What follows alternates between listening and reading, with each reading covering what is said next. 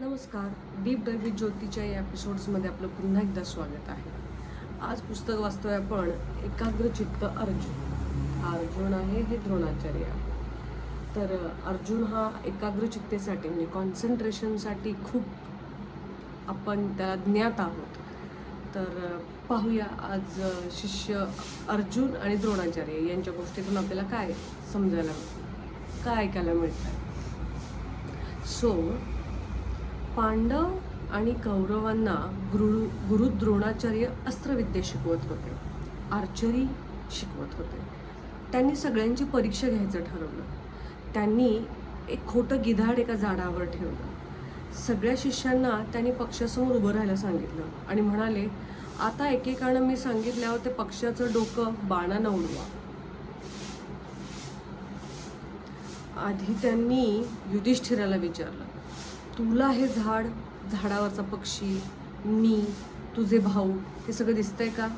युधिष्ठिर म्हणाला, हो मला सगळं दिसतंय. इतर शिष्याने पण अशीच उत्तरं दिली.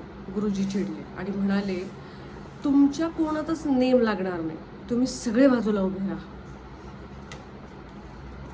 मग आला अर्जुन.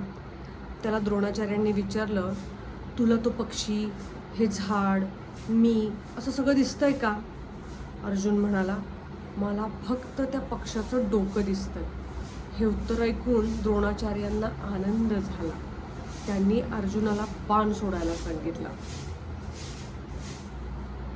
अर्जुनानं आपल्या बाणानं बरोबर त्या पक्षाचं डोकं उडवलं. गुरु द्रोणाचार्यांनी सगळ्यांना सारखंच शिकवलं होतं, पण एकाग्रता, कौशल्य आणि सराव यामुळं अर्जुन सर्वश्रेष्ठ धनुर्धार झाला. हे असं